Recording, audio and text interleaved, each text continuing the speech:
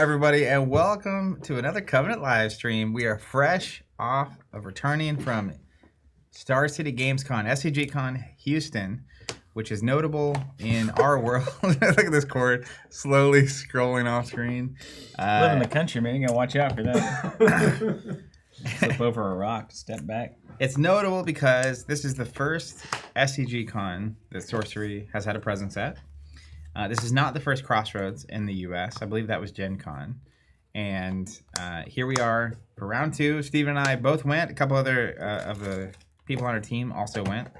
And we thought it'd be fun, for us at least, to just kind of recap what happened and what our experience was like and how it felt. Because Sorcery and tournaments is not something I expected to really see. In fact, I remember... There was a short. I'm in shorts land right now. Mm-hmm. That's a shorts land. But it's winter, Zach. Yeah. It's time for pants.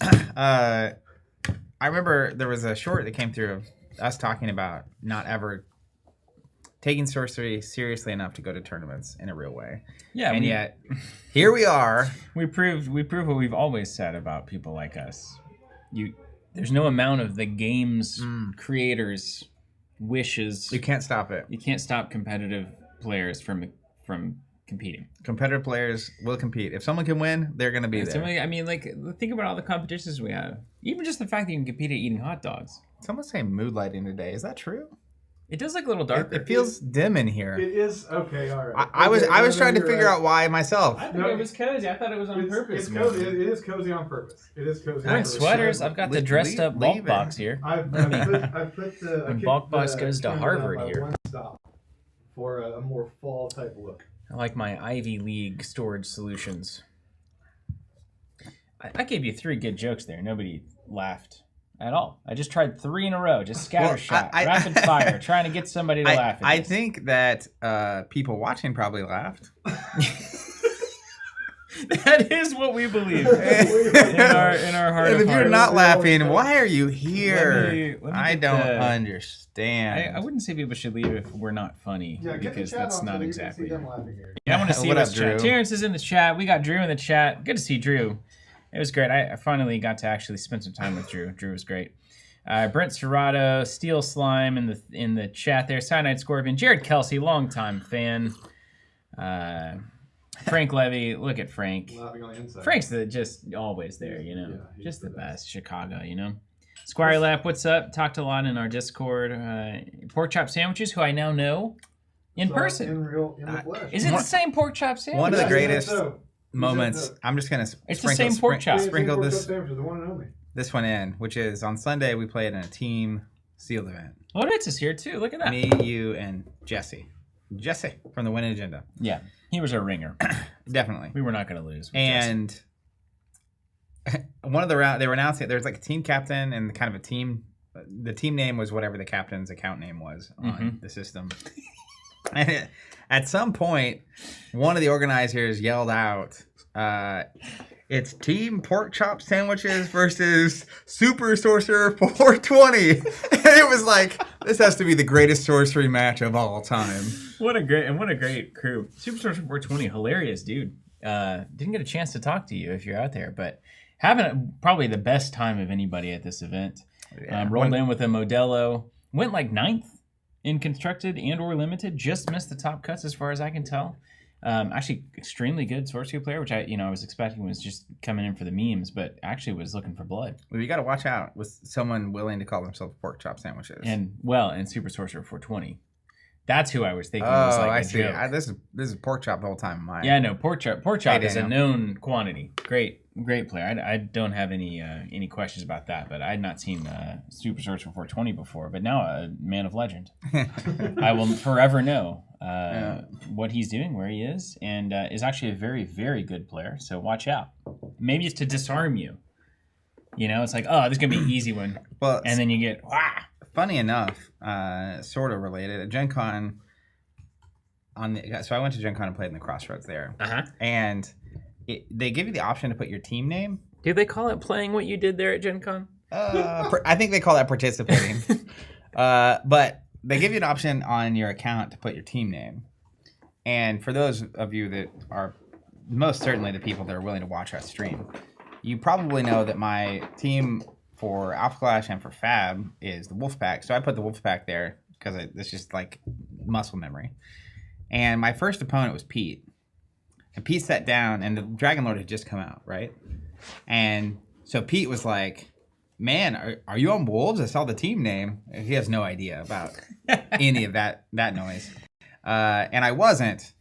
But then this event I actually was. We'll come back to that in a minute. But team names can be deceiving, is my point. Yeah. Because at the time, mine said, I removed Wolfpack because I didn't want to give anyone the wrong impression.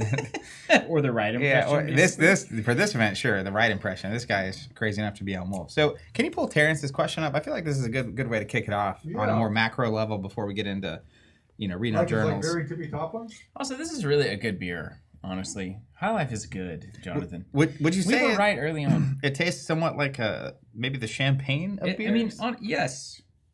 It's a good tagline. Yeah, I mean, it's just like... That wasn't the question. That was the question? I mean, that's a fine question. Move to its question. hot game news. Just what the doctor ordered for a chili fall afternoon. Any memorable meals or beverages? This may have been, from start to finish, the best meals and beverages I have ever had on a trip ever. Yeah. I think it's top of the list for best convention experience totality that I've ever had in my life. It was from touchdown in Houston. Yeah. I wanted to make a lot of Dallas Cowboy jokes there, and I opted out. Anyways, till the time we left, it was just unreal, which we'll get to. Do you have the other question? Yes, I have the other question. Yeah. Organized play does not have to mean tournaments. How do you feel Sorcery held up under tournament conditions? I thought it was fantastic. It was exactly perfect. The best thing that I can give it a parallel to is it felt like when all the LCG players from the Fantasy Flight days start playing in TCG. That's what it felt like. There was enough people trying to be really good at the game that you could find that challenge, which I did. And then there was enough people who were just there to enjoy, have a good time. It's this kind of the grand... What is it? A paradox, ultimately, of competition that we've struggled with, casual versus competitive play, but everybody's trying to win, but some people are better at trying to win, and some people are better at deck building, and some people spend more time. Some people spend more of their time on experience, playing game after game after game, trying to learn the lines, get better. Some people just want to build up a deck that they think might have a shot and go in blind. There's all these different things swirling around. Long story short, though, every opponent that I had was great in the sense that not a problem. And you know what I mean when I say that, not abrasive, not angle shooting. I think I was giving take-backs in ways that it's a kind of game where if your opponent does something, like let's say you play a site, and you're like, actually, no, can I play that over here? Just say yes. The game hasn't changed. Nothing has... Yeah, it hasn't changed. And so that kind of thing was that spirit was around. Everybody's really nice. Like when the good players in your game are nice, that sets a tone. That's X-Wing had that. It was a really important thing. And like Duo's super nice dude. That whole crew, super nice. Frantic came out of nowhere as far as I knew. I didn't even know who this person was. And then he wins all of it so much until he didn't. And he's super nice. Great dude. Don't forget Pete's contingent. Pete and his family, his giant Boy Scout compound of sorcery training.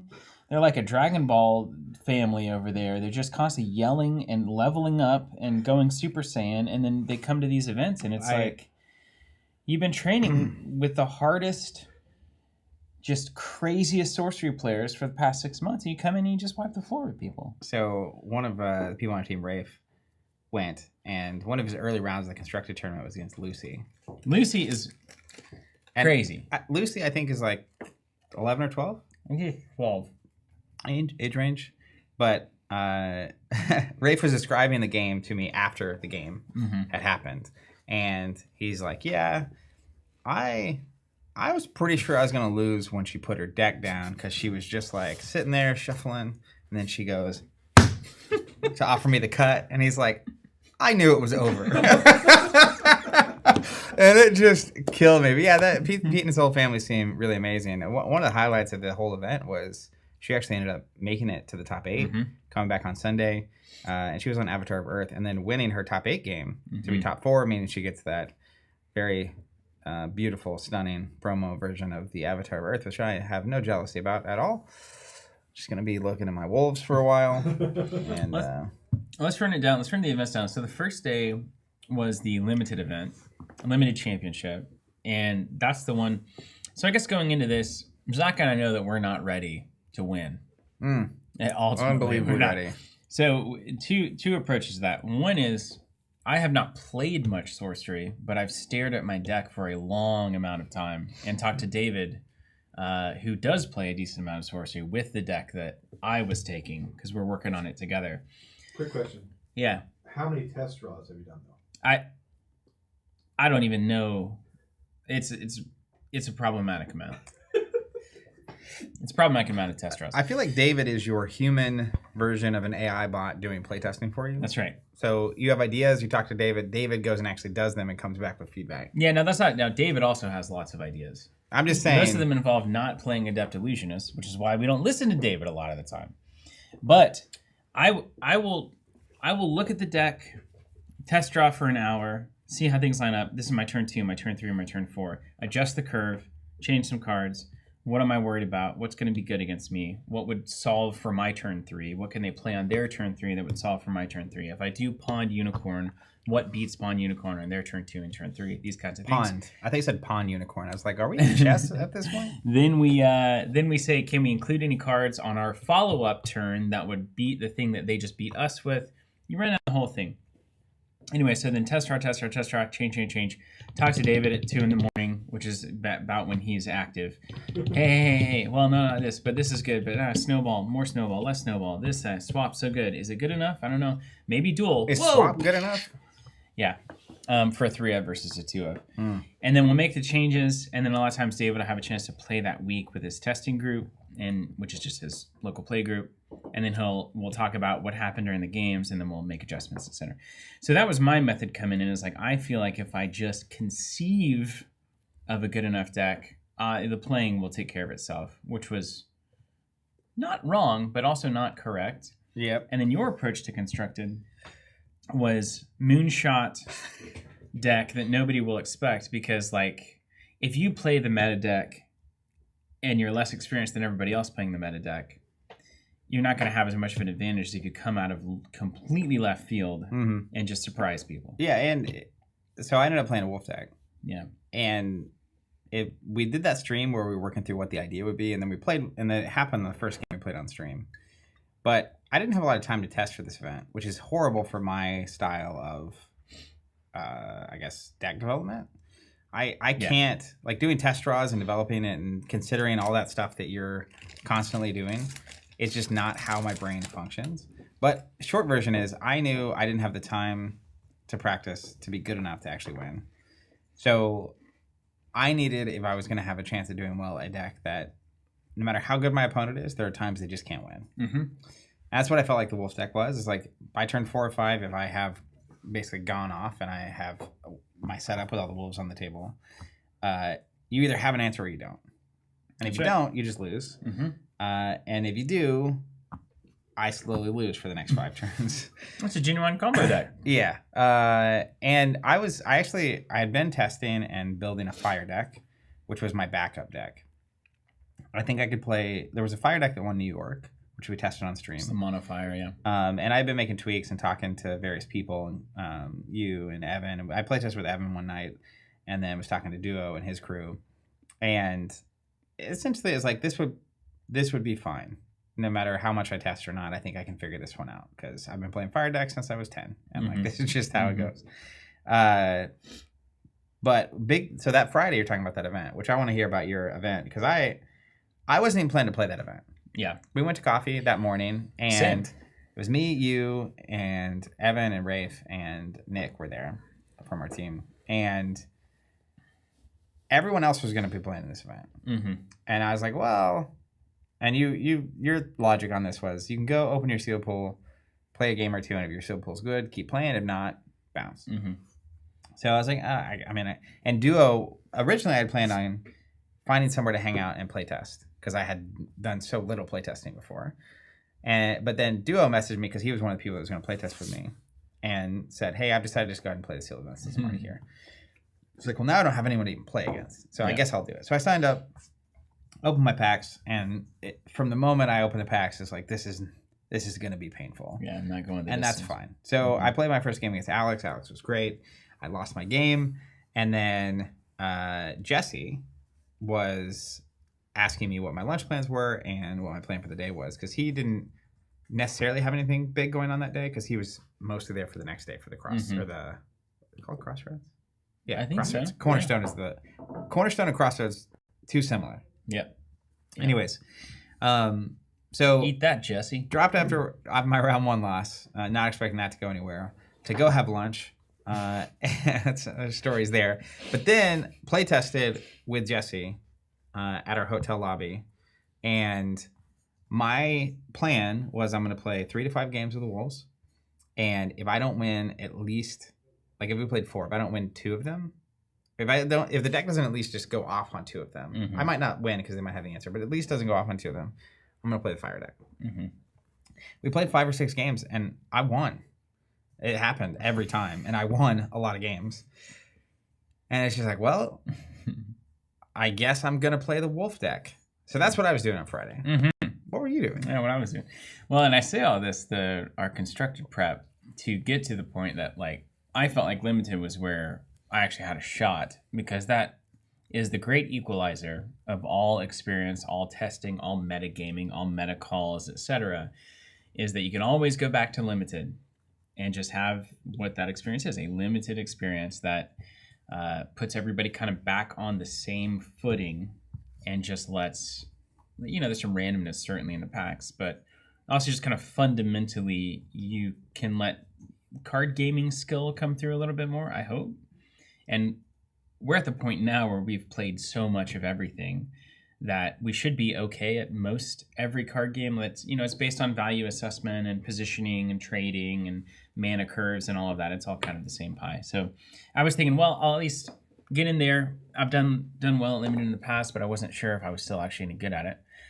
And opened the packs, and my sealed pool was fantastic. A lot of beef, a lot of the 4/4 trolls, some brown bears, that kind of thing. Important to note, the sealed format was 2 beta, 4 Arthurian Legends. Yes, that's right. Which when I signed up and I sat down, I didn't even know what was coming. Yeah. But it was a really, I will say, even though my deck was bad, it felt like a really fun format. Oh, it was really And I good. Came back later to watch some of your games, and it was a good blend of the upsides of both of those sets.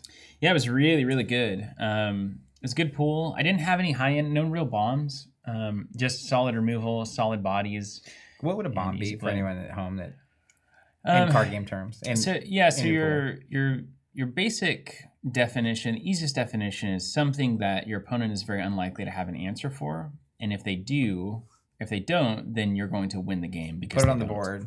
It's mere presence. If they can't answer it, you're going to win the game. And they don't always look like you think they're going to look, right? Like in Sorcery, a Wyvern is actually pretty bomby.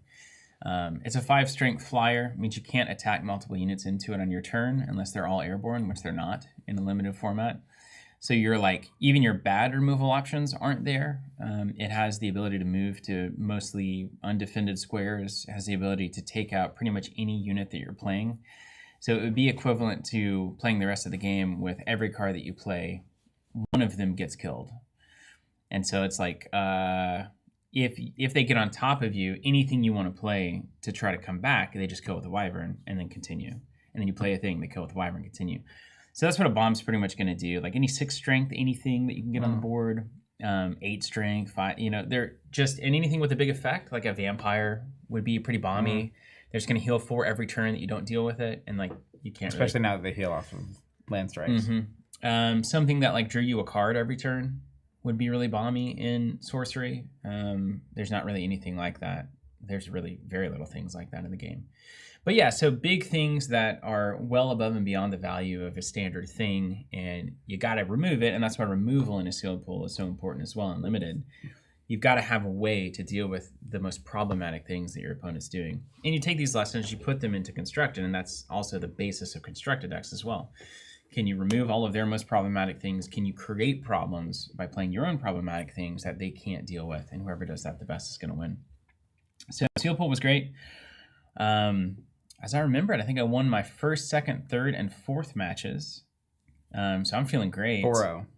4-0. I lost my fifth one to Frantic, who was just wonderkinding up through the freaking bracket. Great player. He outplayed me in that game for sure. I made a couple of mistakes that I don't remember now, but I remember thinking after the game that I could have done better. And then my last match, I believe I won as well. I think I went in 5-1, if I'm not mistaken. Ooh. Going in at second place? Yeah, I did. I went in at second place. You had a good run. Frantic was first. I was second. Got into the top 8. Then we start drafting. And the draft actually goes extremely well for me. And I pick up water, but like not the eye roll water. Like a bunch of the water cards are coming out from Arthurian. And we're talking about like playable things. Is it 2 Arthurian, 1 beta draft? Yeah. Yeah. We're talking about playable water cards. So even like, I like Shameless Squire, okay, Jesse hates it. But you guys need to know also too, Jesse, for some of you, if you're just in for Sorcery, Jesse is a friend of ours from like 10 plus years ago. Yeah. Netrunner, FFG games, etc. We know Jesse very well as a friend, well before Sorcery was ever in existence. So we're talking about hanging out with Jesse. It's not like, it's like this is a long time connection of ours. I like Shameless Squire. I think Lance is super strong, especially 2 Arthurian, 1 beta. Lance is a lot of times your only removal option in this format. Lance allows you to basically cast your removal spell on your third turn. So you play a 2-drop, they play a 2-drop. Both of them are 2 strength. You play your Lance on the third turn, swing into them, destroy their unit. You have 2 units, they have 0.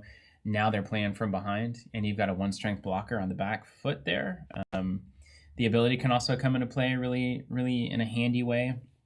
Old Super Sorcerer 420 was running the world with that Goswit helmet during the sealed event. And so making things drop their artifacts is not always worthless. So I mean, if they drop it, you could also pick it up. Yeah, exactly. Which is even crazier. And even just dropping a lance, force them to drop a lance, move in, pick it up, these kinds of things can be really important plays. So I was getting some Shameless Squires, some Shelly Coats, some better cards too that I can't quite remember.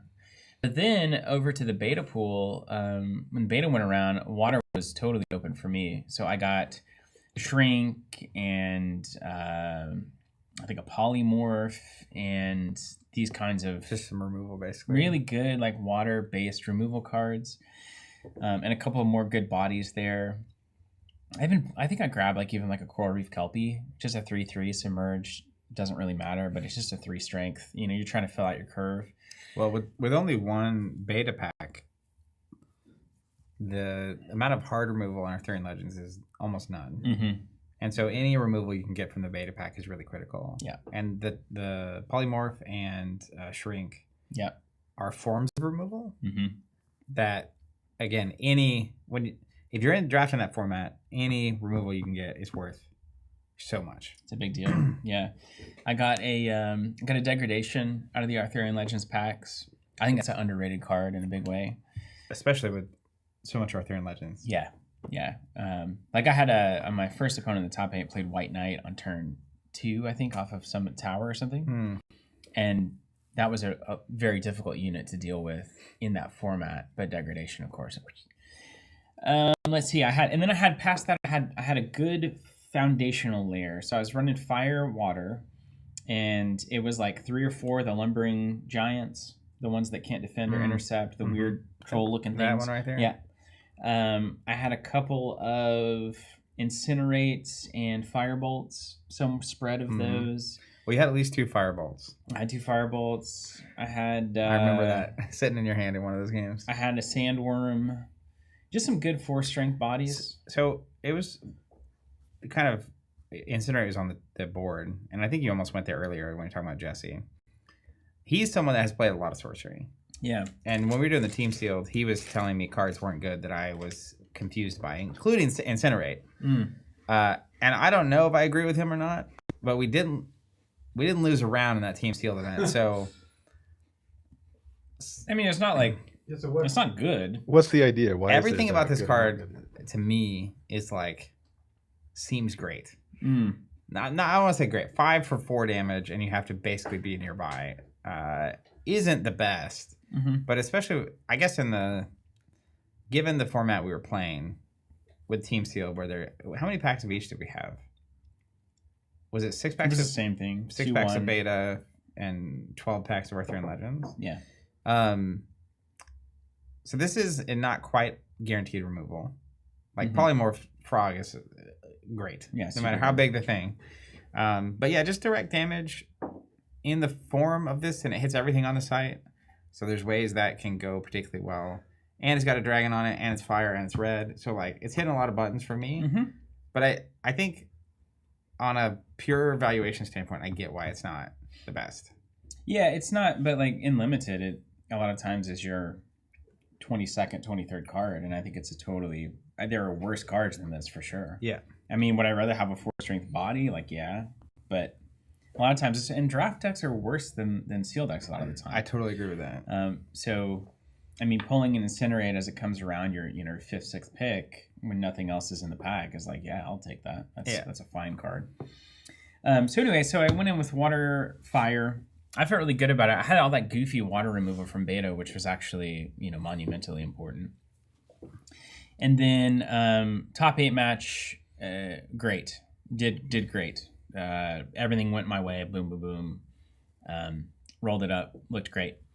Went into the top 4 against Duo, who was not intending, was trying to test with you all day, but kept winning instead. He was supposed to lose.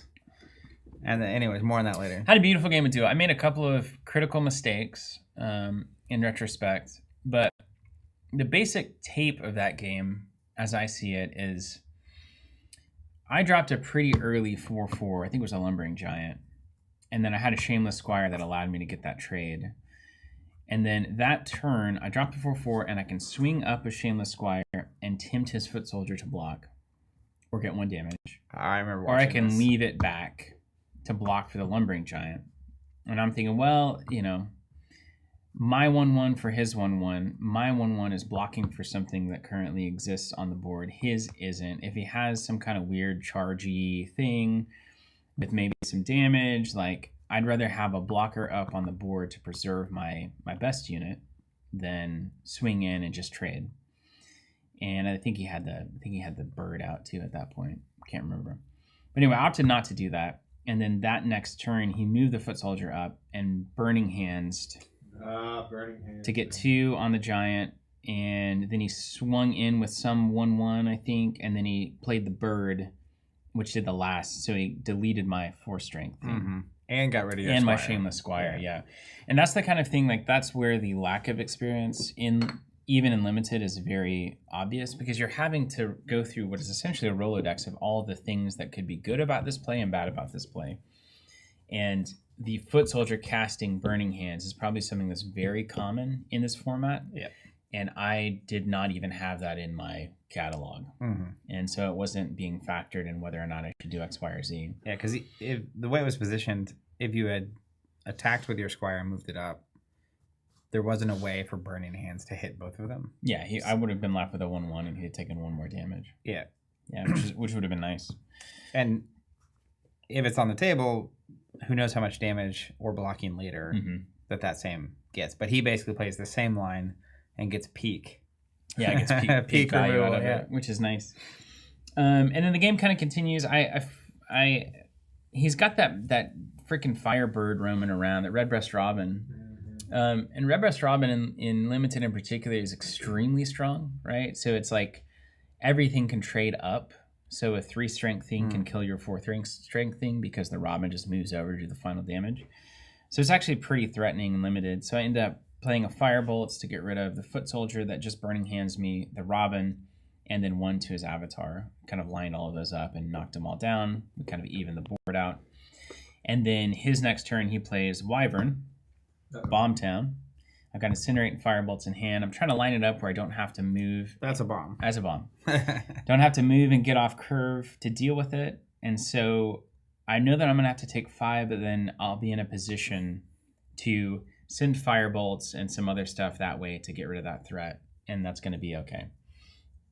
So then I do a thing. I think I play my Vikings over here. I play Vikings, he plays Wyvern. And then next turn, he plays the Karadesh Chimera. Yeah, I think it's KHY. Is it KHY? Here it comes. Yeah. So that's another. That there's a bomb there. Well, that is 6 is a magical number. There's some number of things that deal with 5. This is probably the bombingest card I've seen in a while. 6 deals with a lot, and it can attack 3 units at the same location. Yeah, even if that was blank.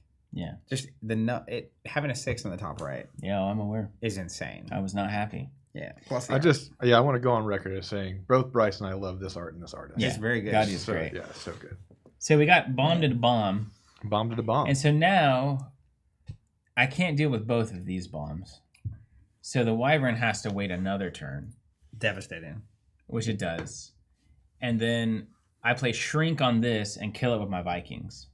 That feels good, right? Yeah. Everyone's that's happy pro with play. that. Pro play. Everyone's happy with that. Yep. That's really good. Feeling good. Feeling good. What could go wrong? So then I take another 5, or I think I block the Wyvern, burn something on it. And then so now next turn, I'm going to Firebolt it, Incinerate, whatever to do the kill. You have a well in hand, basically. I at least had a solution. So turn plays out. I end up killing the Wyvern. I spent a bunch of cards to do it. I think I sent the flying water fairies, not tooth fairies, but the other ones, Sugar Plum. Oh, yeah. I end up sending my Sugar Plum and Incinerate. Isn't it amazing, by the way? Yeah. You remember this game turn for turn. Actually, with Sugar Plum and Firebolts for 5. That's what I did over there. And then Duo's turn, he plays, if you can believe it, the freaking Midland Army. And I'm like, dude, you can deal with 1 bomb. Sometimes you can deal with 2 bombs. But Zach, you know what they say about 3 bombs. You know what they say? Yeah, man. That's what that tattoo you got's for. So you never forget. 3 bombs is too many bombs. Man can't deal with 3 bombs. That's too many bombs. This. I mean, look, they've got so many bombs there. Too. This is like there's bombs on the one card. thing. There's bombs everywhere on this thing. It's got the biggest number in all of card games. The tap ability is insane. Crazy. The death ride is insane. Crazy. Yeah. This is just... Man's got bombs. So I'm like, oh, I'm behind anyway, and I'm definitely losing now. This is the definition. I played card games forever, and this is the definition. This is the definition of a bomb. Yeah. Everything about this is bomb card. Insane number. Mm-hmm. Even if you kill it, it's got an insane effect when it dies. Mm-hmm. It also has this wild tap ability for some reason. Yeah. Everything about this is... Even if you kill it, you lose. That's what I'm saying. It's like there is no good. May I... the only good is stealing it. Oh, that'd be sick. May I regale you with a story from the because early days if of I had like oh my god, if I had the infiltrate, so he would have lost that game. I don't remember exactly the the circumstances behind this, but it'll be with me forever. Bryce and I were playing a lot of Sorcery early in the early days beta. I remember that. And Bryce was on a Battle Mage list, and Bryce had the Battle Mage with all his stuff on it, and he had the skull where you untap. Mm-hmm. You know, he kills my Midland Army. Guess what happens after that? Killed all your foot soldiers. Draws whole deck, boop, boop, boop, Wow. boop, boop. And it's like, oh, okay, there is a downside to that. Talking about that's a thing of legend in that I will city. never forget. The Battle Mage came in and destroyed the entire. It's like he Achilles, killed them dude. all. It was Achilles. Okay, so then I lose that game, and there was a couple of moments where I'm like, I think I could have eked out some better position advantage. I don't think I was winning that game from the beginning. But in my opening hand, what card did I mulligan? Guess. It's a wise mulligan. I talked to Duo and Jesse about this afterwards. They both said it was the right play. It was the right play. Okay? Both of them said this was the right decision. But I, Steven, mulliganed out of my hand a degradation at the beginning of this match. Could have turned that army into a guy. Now, Larry. if I keep that degradation, I believe I have played the most iconic sorcerer game of all time. Because then I degrade the Midland Army. I've got Vikings on the board, 4 strength. Just swing in or do the Viking ability. Just honestly, wipe it. Instead of being your opening hand, if degradation had been like card 7, it would have been so... you maybe win this game. Oh my god! Actually, and it would have been so demoralizing. Duo would have had to walk away. Yeah, I mean you can't Wyvern into Midland Army and lose, and ever live that down. Wyvern, Chimera, Midland Army. What a curve. Yeah, but this is I'm sure there's a term for this where with perfect knowledge you could have made a way better decision and maybe won or had the outcome you wanted, but you don't ever have that luxury. And like when you're looking at your open hand, there's a 0% chance you should keep this card. Yeah. Even if it's all Arthurian Legends all day, this is a might remove something important, might not. Yeah. And you would way rather have any unit in your deck Bodies. than this. Because I think it was like Degradation, Firebolts, maybe Degradation, Firebolts, Incinerate or something like that. No units. Or Degradation, Firebolts, Vikings, and it was like, ooh, I really need to get more. In my first game, I had it in hand and I didn't play it the whole game. Yeah. That's why you mulligan it. Yeah. Right there. Yeah. But so like you have the degradation in open hand. You also had you didn't attack with a squire. Mm-hmm. And then that, who knows how that butterfly affects out. Yeah. You also, the Firebolts play also is another one of those. In the moment, it's perfect because you remove two things and do a damage to their avatar in one card. It's very good. But also, if you'd had that in your hand, the next turn he plays the Wyvern. And you had two Firebolts. And so you have an answer to that at that particular moment. So there's a world where you attack with a squire. You don't mulligan degradation. You attack with a squire. You don't spend the Firebolts, and you just take a little bit of extra heat from the bird and the foot soldier. You remove the Wyvern, you degrade the army, and you run away with that. And you shrink the Chimera. Yeah, and you run away with that game. Yeah, it's cool. But there's cool to think about. Hindsight's 20/20, literally, and there's just no way to know that's how it would have worked out. Yeah, I'm with it. Yeah, but that was great. That was a really fun time. That sounds like a lot of fun. Can you pull Jesse's comment up? I did, yeah. I'll get it up again there. Jesse's an absolute, Jesse and Drew, by the way, right now road tripping across the country. They're going to Baltimore. They hopped in the car after load her Houston. up. They're going to Baltimore. Saying the 100% the wrong decision. What if they have a Midland Army? That's not what we said. the other day. Yeah. Yeah, I didn't expect the Midland Army, to be honest. Didn't expect it. But got top 4, got 3rd. You cannot complain about that. I loved it. That was a I good. got 3rd. That was good for my ego. Yeah. Good day. Good for my morale. Maybe these 25 years have been worth something after all. Yeah, it was never about the friends we made along the way. No. It was only ever about that. the eventual outcome. About winning in Houston. There's one thing I know, it's not that. Yeah, it's that's not that. definitely not. That was a good time. I got a bunch of prize points, which I used to buy. What are those called? City of Glass playmats. Those were stunning. And I sold them to a lot of people that wanted them on our Discord. So that paid for my trip. On the City of Glass front, one thing that was pretty commonly happening, and if you're out there considering going to Baltimore or Vegas, you should just know. I was under the impression that you would get the City of Glass promo just for being in the event. And the City of Glass promo does not exist yet. The card. Yeah, the card. I think SCG is going to have it available with some sort of bundle or something. But technically, you play on the playmats. They have the City of Glass playmats for playing on a weekend, which you can get on the prize wall, which I want to talk about in a second. But then the promo card itself is a different thing entirely. So speaking of the prize wall, so I've been to an SCG CON a couple years ago for a Fab event, but I don't think there was a prize wall. I don't think that's how that worked. So can you just describe to me? You play in the event. You talk about having a prize wall and stuff. How does that work? Well, and I had no idea. I had no idea what was on the line with any of this, but I did get these. These came through. I think if you finished well enough, you got a foil dispel. These are the cornerstone dispels. You got the top down, John? Can you top down? Yes, I can.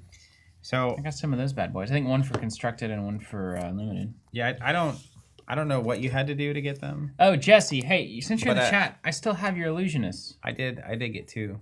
How about that? I have your illusionist, which Jesse lent me, but I didn't need them. And they're foil. Yeah, they're really nice. You're gonna have to come back to Tulsa to get them, Jesse. Oh, I'm ringing. Oh, could you hear me in your headphones? Yeah. Whoa. Whoa, man. I was Cool. like, I heard like a female voice. Really? Yeah. I don't know who that would be. It was Jack. Brent, were there prize walls at those SCG CON Fab events? Also, Brent, that's funny. And then in the prize wall, you could get the playmat. That was like the thing that actually people wanted, it seemed like. And then Well, there was one of the retail store kits, kits. the welcome kits. Yeah, and the duo crew got that on day one by pulling Immediately. their tickets. Yeah. So they got the cat meowsters and stuff, which I honestly have zero interest in. The Meowsters were dust prizes. they traded Meowsters in to the swap binder to get swaps. I'm pretty sure. So What? also at these events, the staff have a binder, and the binder is full of the this swap here. Can you go top down again for me? Yep. Got that again. So I thought this was just an event only card to get swap, but people were saying this is actually in Gothic, Yeah, this is an alternate art version of a card in and you can Gothic. get it early, and it is legal to play. Yeah.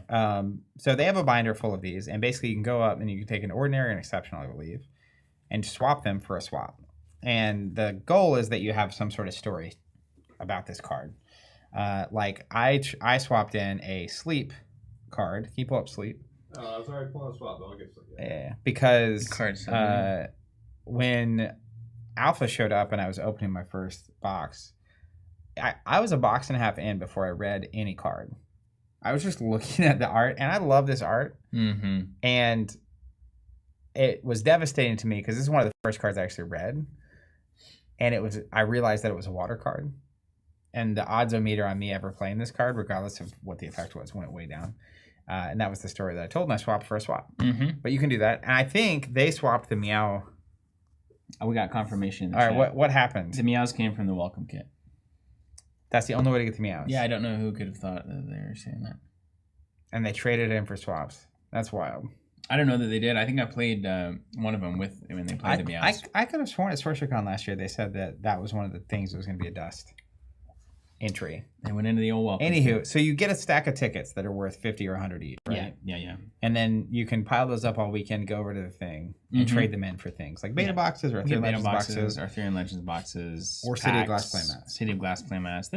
That was the only thing that I was interested in. I didn't even see anything else that was.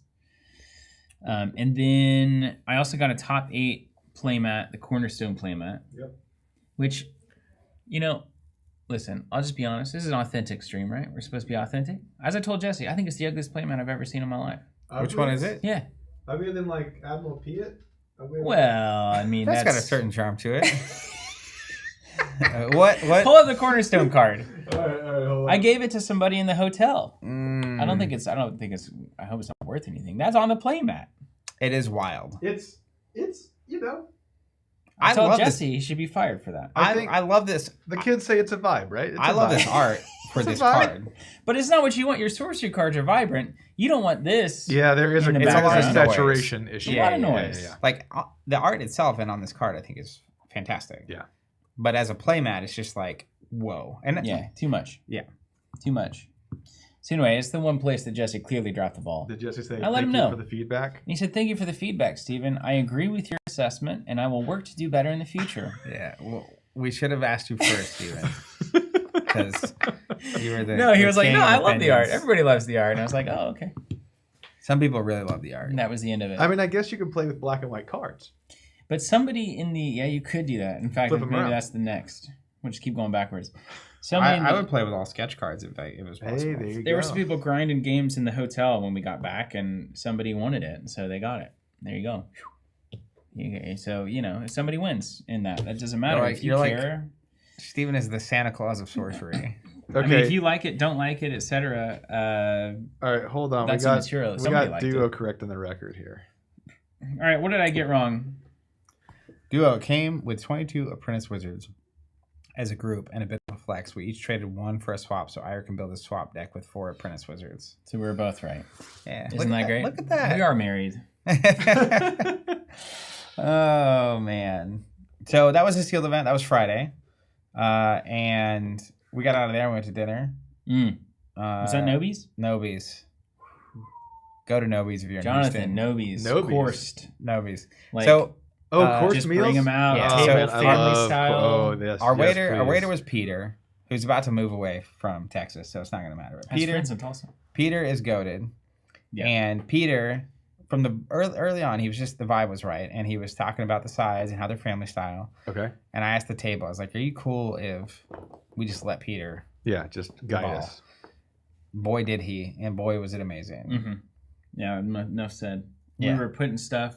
We were putting sauces on chicken like you wouldn't even There was a thing, and you did the thing. Yeah, it was Lots of sauces and lots of chicken. Douse it in this and dip it in that. Meatball. Everything's locally sourced, and like the menu meatballs. changes based on the available ingredients. Wow. Wow. They're just like, that bib lettuce. you know, food can be art, and in this case, it was. It wasn't. Everything about that experience. They were. It was. Wow, next that sounds awesome. Good question here from Fenario. Yeah, I wanted to get to that. I didn't want to stop hearing about the food though. How possible is getting this? So, City of Glass plan. Let's talk about average player. So, it's 450 tickets. Yeah, let's put me in this. Okay, because I got 1,000 Well, for so winning the top four. I played Team Sealed, and as far as I could tell, you just got 50 tickets each round. Yeah, that's right. Just for being there. For Team Sealed. For Team Sealed. That's 150. So me, just by myself, not stacking up with my team. As a team, though, you would get to 450 by playing together. Oh, true. Yeah, one team would an equal amount. But I would be at 150. And then I don't know. I did very poorly in Sealed and did not finish that event. So I don't know. You may have had tickets. They're just like Zach's gone. So Yeah, I didn't even check. It's like we don't talk about that event for me. But then it constructed. I did pretty good, but not great. And I think I got like a couple hundred tickets. Mm-hmm. So I would have been at like 350 or 4. I think if I had finished the Sealed, I would have had enough to get the playmat. Nice. Yeah. So I think you need to probably have Sealed or constructed go decently well. Like not like crazy. I'm talking like top 16 or top 32. Top 32. And then just finish the other event. Probably get you there, but it's not. And there were some people walking around asking other people if they were selling their tickets. Yeah. And I think someone said like 12 cents per or something. So it's like cents for a point. It's like $15 to $20 for 100. Yeah. So if you were short, like you could probably make that happen. But yeah. You can also, there's a bunch of community events that I think are more forthcoming with the prize wall tickets for your time. Time in equals more tickets out, I think. Community Constructed was cool. Also, you can just talk to Evan, who forgot to use his prize tickets. Maybe they'll ship them to you. So could you could he just go through like the menu of events and be like, here are some ones that give me 100 a round? I'm sure. Yeah, I think so. If Probably. That's the goal. Yeah. If you go to the SCG CON website, they have events listed, and you can filter by sorcery, and then in there they'll describe what you get for playing. But I don't think you have to have a phenomenal weekend or anything to. Like you had a really good weekend. You top 4 the Sealed, and you had 5-2 constructed record. Yeah. And you had plenty of tickets to get playmats. I did. I got 4 playmats. Yeah, so you were like way above the curve on that. So I'm pretty sure if you went and wanted to get to 450, even with just the participation events, you could get there. Yeah. And then during each event, they'd also come around and give you a wristband that would enable you to go buy a Dragon Lord. Because you're in the event, and they make those available at different times throughout the day. Yeah. And then you go and get your thing. And it seemed like, from my perspective, they essentially had them available for sale. Then you could, at a certain point, go with your wristband. But anyone that was there that weekend that wanted Dragon Lord could have bought Dragon Lord. Oh, definitely. I bought 2. Yeah. How many did you get? 2. I didn't get one the second day because I got one when we did our pre-sale. Then the first day, I got the thing, and I was like, okay, I'll get a Dragon Lord, see what foil I get, etc. And then the second day of the event, I just felt self-conscious about like I don't feel like buying 3 of these this weekend, especially but by Sunday and like late afternoon when I still had them available. It's like, okay, I guess I'll buy another one and see what happens. Yeah, and I'll tell you what happens. I'll tell you what I did. Oh, yeah, you got the thing, which you should sell instantly. Look at that guy. You're not holding on to that, are you? All right. Well, I'm holding on to it right now. Also, Jesse was really kind and traded me this one. Ooh, so shiny. For some other one that I opened that wasn't that one. Nice. Anyways. Here's what I did with Dragon Lord. I think this is playing into my Santa Claus persona. Just the Santa Claus of capitalism. I got 2 Dragon Lords and then went on the Discord, and the first 2 people that responded that they wanted it, we paid like $67 for it. I sold each of those for $80, and I paid for shipping, which is about $15. And then both of those people just wanted the non-foil cards. So I opened my Dragon Lord, I took the foil out, I put them back in the box. I, stuffed a little thing in there so that they wouldn't shake around, closed the box, put it in an envelope, shipped it to them. So I got my money back on both of those sets, but I netted 2 foils that you have listed for sale because you're a good friend and I don't want to start a TCG player account. Yeah. And hopefully those will sell, or we'll bring the market down. We'll see. One of the two. I priced them to sell quickly, and that they haven't is a bit concerning. Well, they may have. They may have. I haven't checked. Great. Today. Earning the fees. Well, Okay. So, Well, we'll check Time on to that. And reevaluate say it's it's my mine. account, not your account. Yeah. So Sweaty hands. Trust your friends. one thing, I think just real talk on the Dragon Lord situation. I know when we put our pre-order and we sold it out in 2 hours. We sold out in a single stream. Yes. And then retail had theirs come out around Gen Con, and things went crazy. And there was bamboozling of plenty. Yeah, well, it's just once people think there's not enough, it gets nasty because speculators come in, people just looking to flip and make money. You guys remember that toilet paper thing back in the pandemic? Oh yeah. Oh boy. Do I ever? People, man. Anyways, but from the beginning they've said it's available here in this way in retail, etc. And also we're going to have them at these events. And so what I think is happening now is that's playing out where you have these events where they are making them available.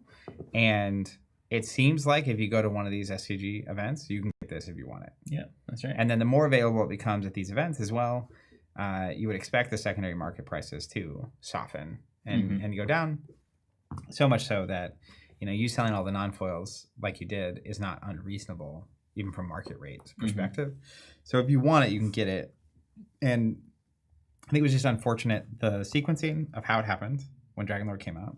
And then also the fact that we were in like a 8-month, the lull, right? The post-release, nothing going on. This is how they broke the lull was this, but it led to a lot of conversation. And I mean, let me tell you, the demo crew at this, so they had a little booth where there's like demo games going on all weekend. And Jesse and Drew were just talking about how slam that was the whole time, and how great the demo staff was, and they were coming early and staying late, and people learning the game. You're crushing all the time now. I mean, I'm not even looking for them, and I'm seeing thread after thread on like Facebook or Reddit about people getting into Sorcery and just the excitement for Gothic. So I think we're in for a wild ride this next couple of months. Yeah, it's been really good. Also, if they had redeemed or revealed that all the Dragon Lord cards were nigh unplayable, maybe it wouldn't have been so. They look good in the previews though. Wait, say that again. He's making some claims. I said maybe if they had revealed that all the Dragon Lord cards were nigh unplayable, there wouldn't have been such Hold on. Hold the phone. I think Dragon Lord is exactly where they want it to be. No, I agree, but it's like people would have freaked out less if they would have been like, I don't need any of those to play in my deck. Like that's a right. fine thing to wait on. So I think there's actually a lot of. I played one of them in my deck, and that went really well. For everybody. Yeah. What's the name of that one? It's a Moon Song it's not that Talagellum, moon. which is it's maybe my favorite sorcery card. It's good for one particular purpose. Oh. Yeah, if you love the idea of a dragon raised by wolves howling at the moon with a wolf, that's what it's good for. Better 21 the corner. What dragon were you copying in that? Jesse had a Dragon Lord deck with the Lightning Dragon that was very good. He could basically pay 3, move with Airborne, and then do 3 to everything where he stops. It's like Lightning Bolt on tap, especially towards the end of the game. Anyways, let's see how well that works for Spark Mage. Can you pull up Ignis? Yeah, It's the red dragon. Ignis Rex. I think that Shrine's got some play. Ignis Rex. So like this was in. If I played the fire deck, this is in it, and this is in like everyone's fire deck. Yeah. In a meta where fire is dominant. That's actually like that's a 0.5%er card. Well, that's the whole. The win rate on this is the fact that all the cards in that release are unique, and the way sorcery is built, and the deck size, and the fact like none of these cards, unless it was the Dragon Lord himself.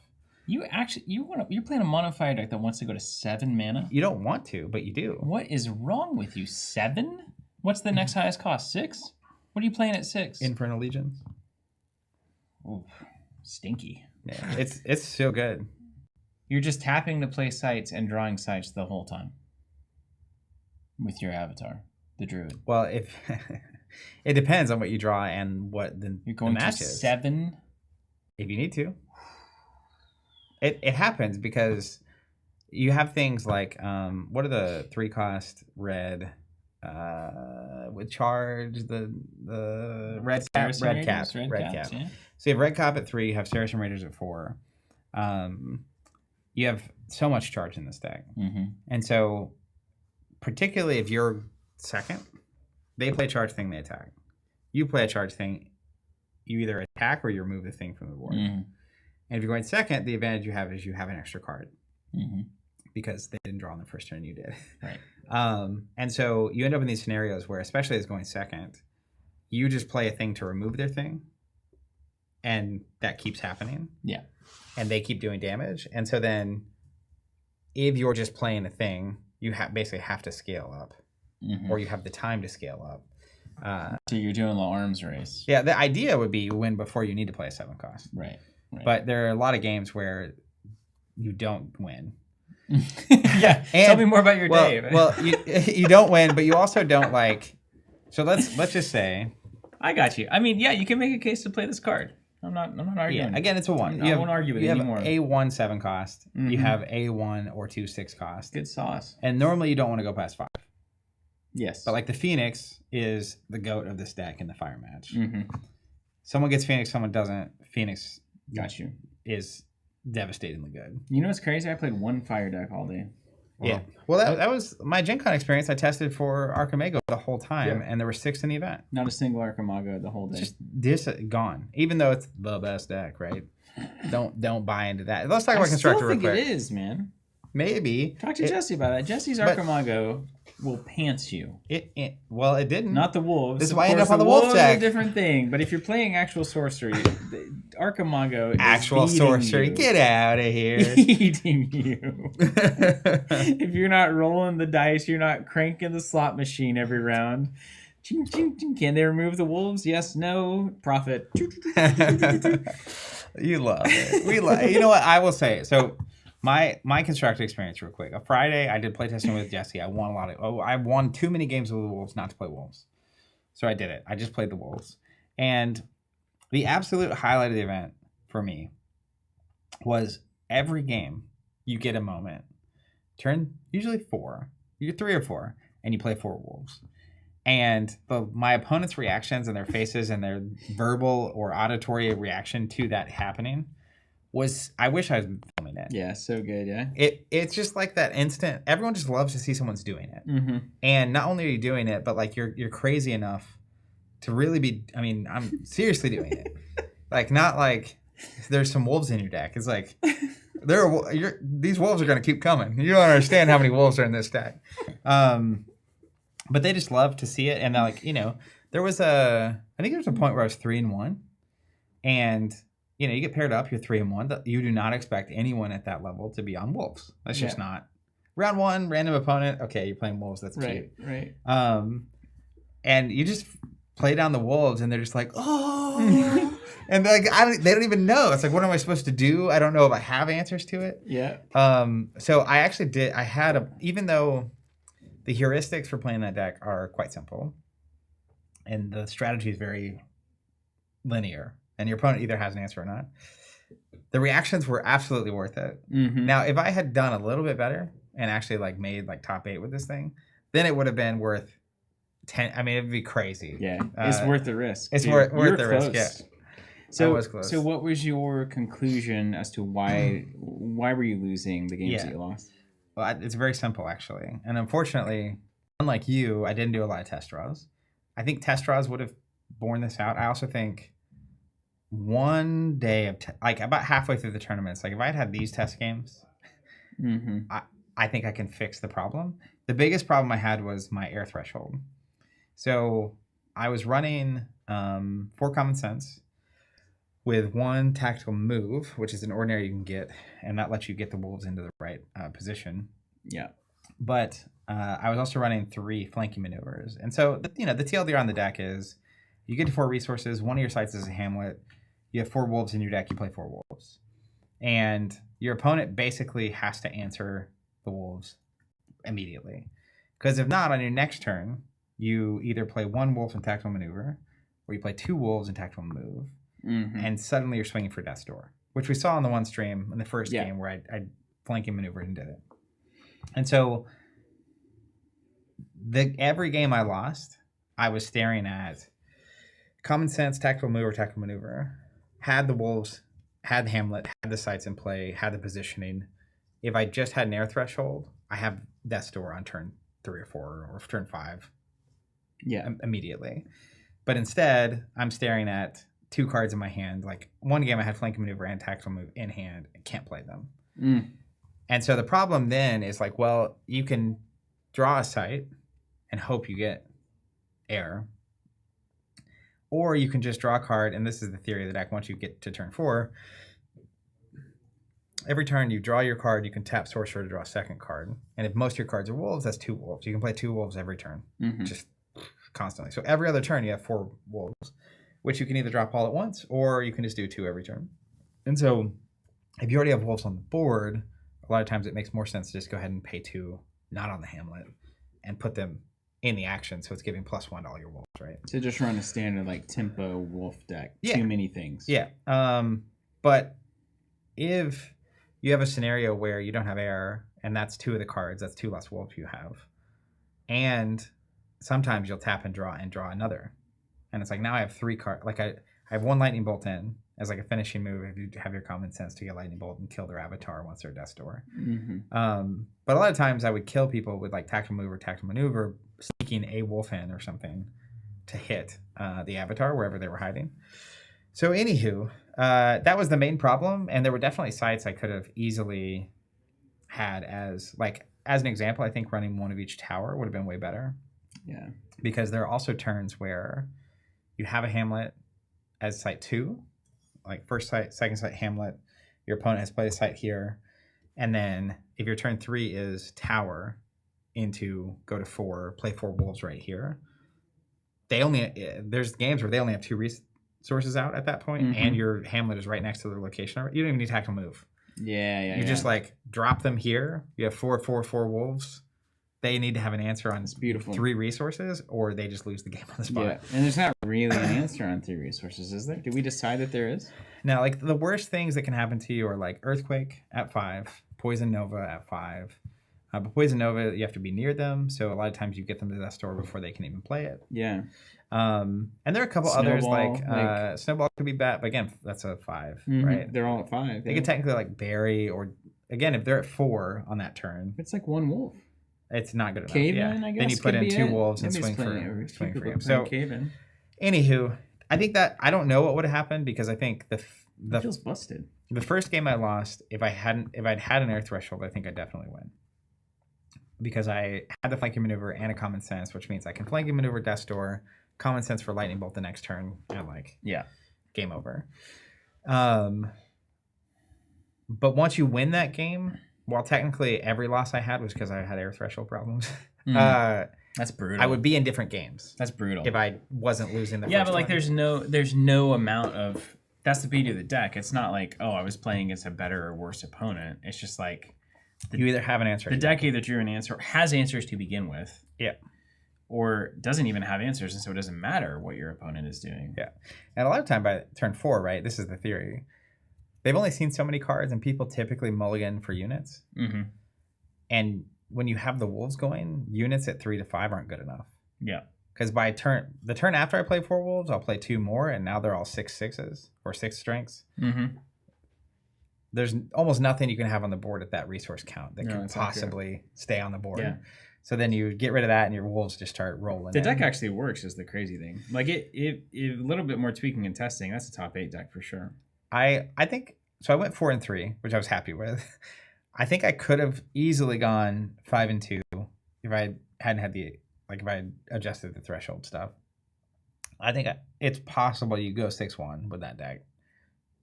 Things could also go wrong, like you just don't see Hamlets or Donnybrook all tournament. But even then, that's one thing I found. I won 1 game, never seen either reducer, because it was literally I had neither. I knew I had seen 4 sites, and I was playing my 3rd site, and I'd already seen the 4th one. I knew I wasn't going to ever have it. So on turn 3, I played a wolf, and on turn 4, I played 2 wolves, and I was just going the hard way. Yeah. And it's like, all right, now I'm just playing 2 wolves a turn, literally for the rest of the game. And you will either be able to keep up with that, or not. And you can make some weird trades where like you don't block and you save units because every wolf is in itself a wolf that's getting all the power, but also it's providing +1. So once you're at 5 or 6 wolves, it's worth the 5 or 6 itself, but also the 5 or 6 is giving everything else, which is crazy math. Like there was one time, one of my favorite moments from the whole thing was Death Door super early, and he was doing a really good job of like hiding and like going around. But it was so good I had to take a picture of it. And I did when I took a picture, it was mid-game. I didn't even know if I was going to win. I was like, should I? Anyways, I basically surrounded him with my wolves. There was like 2 or 3 wolves on every site around him. It's just this massive pack of wolves that are all at like 8 or 9 strength.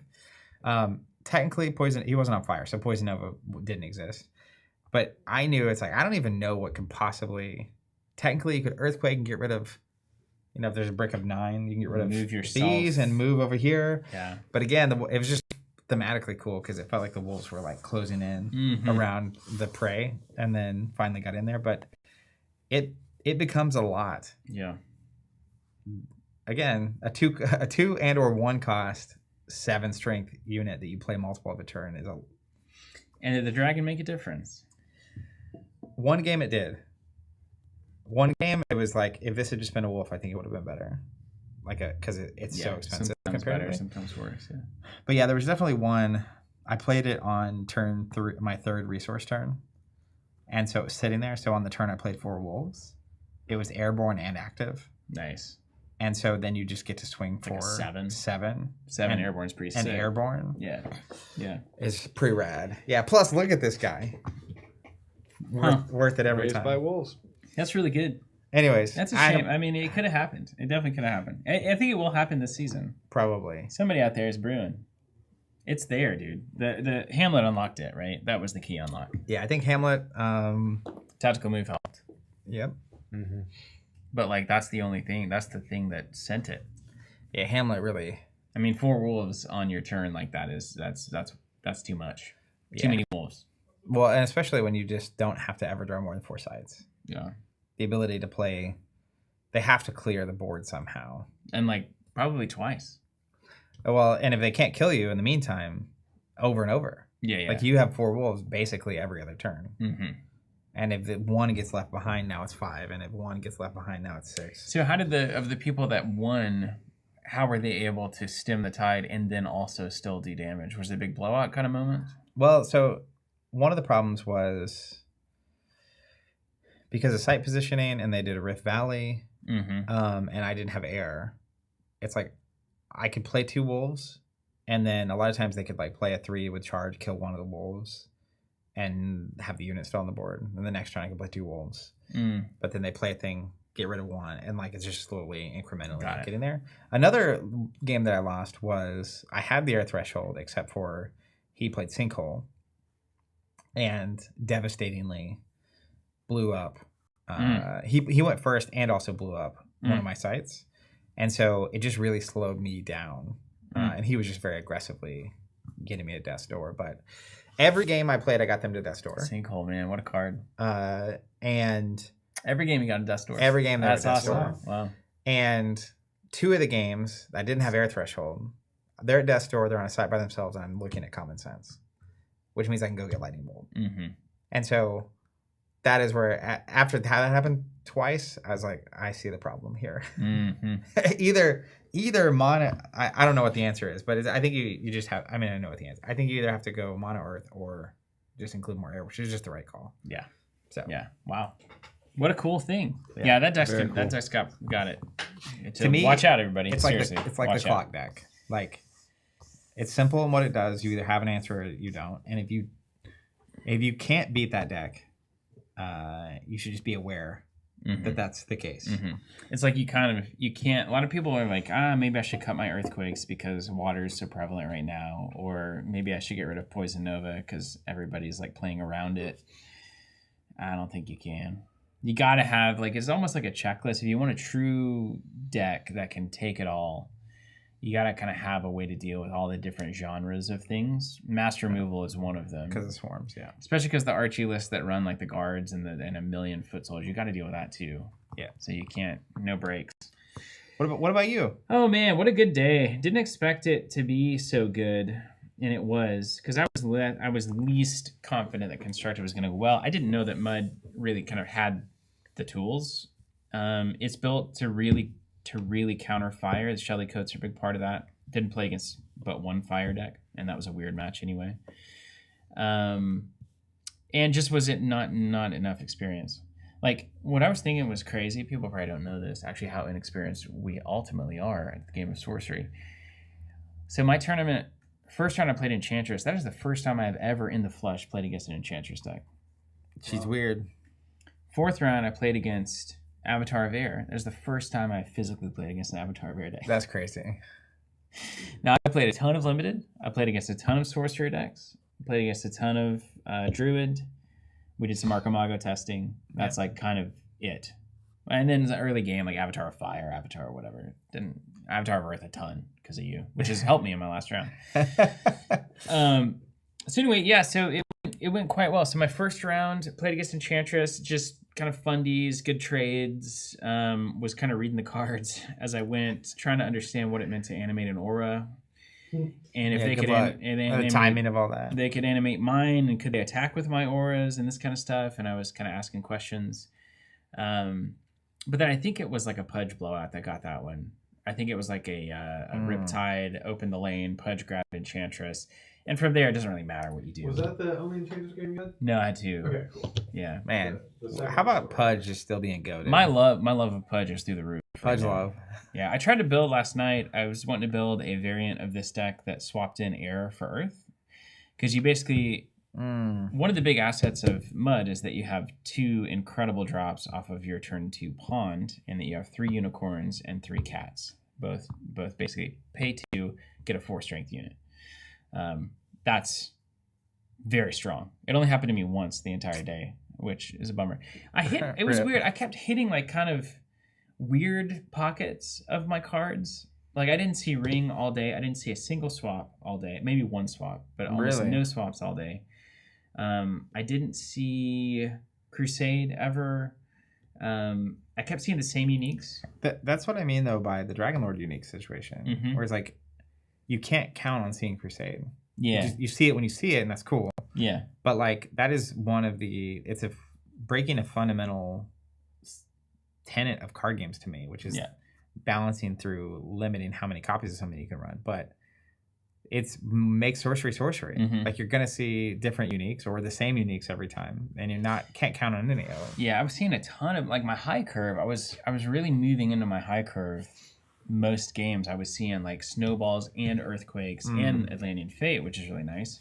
Even though I just that's a card. Totally half court whiffed on that one on one of my games, which is hilarious that I'll talk about. But that was it. So Enchantress was cool. Okay, first round, sure, checked it out. Second round, can't remember the Avatar. I think that was just I only remember the losses. That was just fundamentals. I think I played against probably like a sorcerer or a druid. Isn't that funny? Mm-hmm. You remember the losses? Yeah, I only remember the losses. I'm sure your opponents that lost feel the same. Yeah, they're like, I remember your freaking deck. But I remember like throughout the day, things that were working really well was just the adaptability. Earthquake was super strong all day. That card is so good. Repositioning Phalanx. Yeah. Burying their stuff, obviously a big deal. I had one play. This may have been in the second game, where I did an Earthquake across my 2 and their 2 sites. And I had a Phalanx on mine, and it was an Earth site, but I was able to flood it with the floodplain before I played the Earthquake so that it wouldn't drown the Phalanx. Wow. So like I flooded it, and then I rearranged it, and then the Phalanx was cool, and then it swung for 5. I will say on the day, Duo had recommended a card that I was not even on my radar, which was Duel. Because water and earth have no real way to finish a game outside of Stone Rain. Like, there's no just like do the thing, because they totally destroyed Icelands. Thank you, Jesse, Sean, Drew, Eric, etc. Ira, anyone in charge of the rules. Thank you for ruining Icelands Duel until the end of this game. 3 cost 1 earth. Wait, hold on. I want to see how they. Because they changed the projectile rules. Okay. So, you used to be able to start a projectile 1 square in front of you. Yeah. But you can't anymore. It has to start on your square. which means that your square deals 3, and then 2 in front of you, and then 1 across. That's a little harder to get the Lavatar. And there's up a there. different math whenever you have, first of all, the ability to reach their side of the board with this spell, which you don't anymore unless you move up. And second, that you don't get to clear a 3 strength unit in front of you while playing this card, which makes it pretty good. 3 drops are pretty standard. But now it's like garbage unless you run Tawny. And, you want to bandwagon around on the old Druid train. Okay. Come back to Duel real quick. So this lets you fight? Yeah. Not strike. No, this is just strictly it's a balanced grapple shot. So they hit each other? Yeah, it's just fight. All right. But it doesn't require positioning. There's no blocking, defending, etc. You can do it after you move to attack. And then you can fight something that, that's right. next door. But most of the time what this card is 2 things, right? It's a Phalanx or a Pudge. Just yeeting something off the board. And so most of the time it's Phalanx, hit your 4 strength, your 3 strength or whatever for 5. That's good with Phalanx. And then swing in for 5 and do 5 damage. Other things it is swinging on your avatar for 5 and then hitting your avatar for 5. Another thing is whenever you're on death's door and you're running from me, Phalanx just yeets it to the left, just duel, end of game. Yeah. Right? So there's a lot of scenarios where it looks like I can't do anything and then suddenly the duel opens it up. Yeah. You also, this is a fight that you can't block. That's right. That's also key. If they stack up defenders or they have defenders nearby. That's right. You can sneakily just get him in there. And I think 6 out of my 7 games were ended with duel. Or 5, like all of my wins I think were ended with a duel as the Death's Door all finisher. Your wins? I saw duel all day. It was crushing all day. Well, shout out to Duo. How many did you run? I ran 2. Just 2? Wow. Yeah, and it made all the difference. And because you're running so much of the Earth Beef, it really seals all of that up to make it all make sense. And I also wanted to run a removal card that wasn't dead in Archimago. And that was the only one that fit the bill. Because you run polymorphs and drowns and berries and these kinds of things. But against Archimago, it doesn't play any units. So they're just completely dead cards in your hand. Duel actually is also a win con against Archie. Because you can do a number of things. One is Ruler of Thule, out the back door, dual swing. That's a lot of damage all at once, which you want to do against Archie because Divine Healing is a problem. Yep. But the real kumbaya here is Gigantism dual swing. That basically destroys anything. Yeah. And it's not common. But you got to build your mana base. You have any 4 strength. Cats, unicorns. And then you Gigantism dual. Yeah. We got you there. Yeah. DD. And then that's DD straight away. Yeah. And so that's an important facet of the deck that it would not have won the games that it won were it not for Duo's suggestion to and it was a cheeky suggestion for Duel, as I understand it, and then it turned out to be a real one. And we tried it, and then David took it into the bullpen. The old Seattle and he was grinder. like, "Oh my god, Duel has just been mind blowing. It's so good. Maybe we should run 3 copies." And so he was essential in kind of sticking to Duel. So that was a key moment of the tape. And then my first loss, I was at 3-0, and then I played Avatar of Air by the guy that ended up in the finals with Avatar of Air, whose face I can clearly see. Is it Trevor? That's a bummer. That's the hard part about all of this. You got to remember the names. I write them down. Zach started taking notes. I know, that's so smart. Do they have the top 8 listed? I don't know, but I know who I played. Do you guys know in the chat, is there any listing of the top 8? There's a picture. Oh, I would know him by the picture for sure. He's a great dude. No, Duel is great. Listen, okay, you want to know something that I will change my approach to sorcery deck building in the future because of this card and because of the experience I had. Yeah. I think I will always prioritize multi-purpose and unit-based removal as compared to blanket removal. I think it's so much stronger. If you're in a position where you have no units on the board, what? That was a good idea from Duo. James, thank you. Name the deck Ruler of Duel. That's very good. That's very good. But so Polymorph sucked all day. Angerworm, specifically, because it only does one thing. Very bad. Not only does it do one thing, it gives them a freaking frog, and they're all running the Boudikas anyway. So, what are we doing? And it's got to be nearby. What are we doing? What had to happen? You're playing sorcerer. If you have to move to cast Polymorph, if you just lost a card you could have drawn, Horrible card. I got talked into it by the freaking peanut gallery there in the Discord. Mainly Angerworm. That's what you get for listening. I want to make it very clear. It is almost exclusively Angerworm who was responsible for this. So next time you see that name pop up in Discord, just ignore it. That's what Steven. That's what you're saying, right? Yeah, it's horrible. Horrible stuff. Horrible. Now, we settled on Polymorph because it's a 2 cost, and in a Sorcerer deck, a lot of times you're on 5, and a 2/3 is a really good split for you. You play the Polymorph Unicorn, Polymorph Cat, very good. Polymorph Duel. These are good plays. But no, I will never play Polymorph again in this deck. I can understand in the Druid deck, you always got Tawny floating around doing spellcaster stuff. Maybe it's good there. If I could go over, I would run Drown. And if I could actually... That's what chat's blowing up, Sam. We said Drown. And if I could do it again, I don't even think Drowns would have mattered. I would do more duels. How many did you play? 2. How many can you play? I think it's ordinary 4. Wow. You could have been dueling all day. I did 2 duel, 2 swap, 2 polymorph. I would do 3 duel, 3 swap. Can you imagine a dual turn? Yeah. Duel? Well, usually your thing dies if you do that, unfortunately. Well, if it's their avatar, though. That's your avatar. And you're like Phalanx, it's like, Yeah, hey, you know what? Technically, if you had a triple dual turn, you'd Death Storm right there on the spot. There it is. You can't have enough duel. Yeah, that's right. Put duel right in the veins. Duel, swing. Phalanx, boom, done.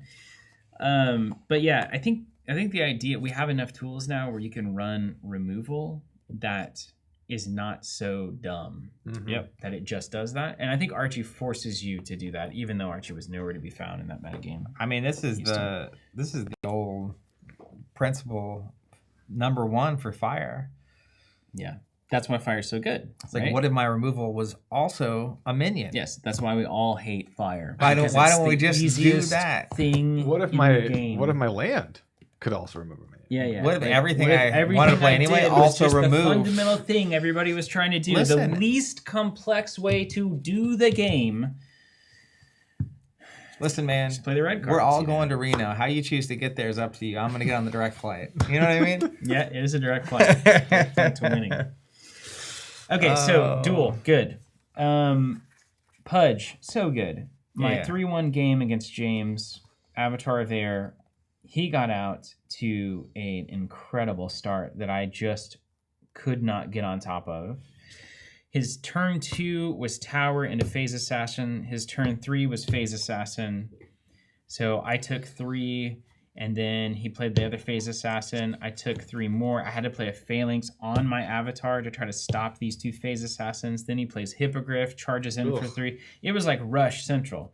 I ended up playing a Earthquake to get rid of some stuff. I ended up with a Phalanx at the wrong position that was doing nothing over here against some rubble that he think he's sinkhole. Just off in space. It was horrible, and I had 2 Phalanxes. One of them, and the positioning was all wrong, and I could never get enough value out of my trades, and it was just a constant drumbeat of Avatar of Air, aggro, rush, boom. It's a shame you didn't see swap in that game. Well, and it didn't... You could swap that Phalanx right in. I know. It didn't... I had a lot of tools that could have made that better, and I just wasn't seeing them. And it did not help that I misplayed Atlantean Fate in a big way.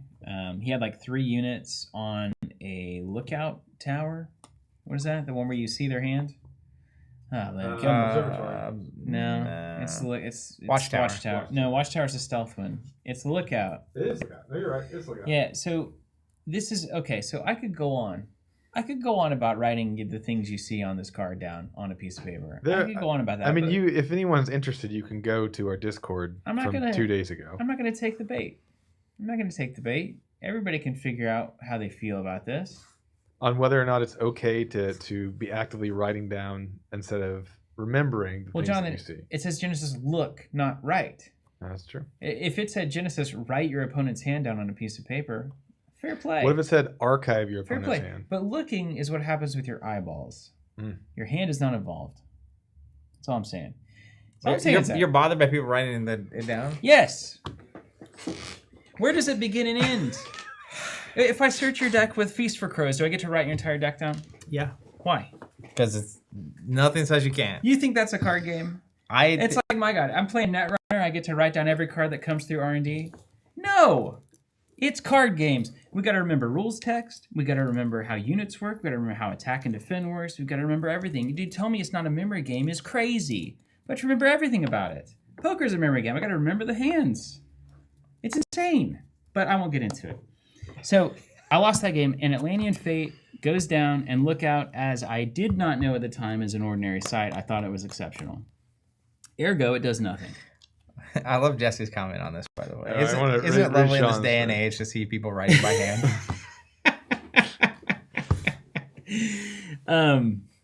I played an Atlantean Fate for 5, and it accomplished nothing. Nothing at all. No, it was 2 lookouts and 2 towers, and I thought the lookouts were exceptional because why read the card? And then, that wasn't helping me. Well, you win. didn't have to remember that. You could just look. I could have looked, but I was still confident. And then I played it, and it's like, I'm not even going to ask to, that's just me. So you played it, and it did nothing. It did literally nothing. I took an entire turn doing nothing. So if I had a you chance... spent 5. Yes. And played the best card in your deck for no effect. No effect. And James was rightly running all ordinaries out of air for this reason. It's like, yeah, because they're good enough to run, and I don't get blown out by Atlantean Fate. Because once it happens once, just like, let's not let this happen again. That's some big brain play right there. Yeah. And I just punted that one. But that was about the mid-game punt that you expect. Then going into 4-1, I won a game that was just Rift Valley Pudge on turn 5. Yeah. Yeah, sometimes it's enough. It was just... And then it was a duel. Dude, look at that card. I played Rift Valley. I hooked with Pudge. I dueled with Pudge.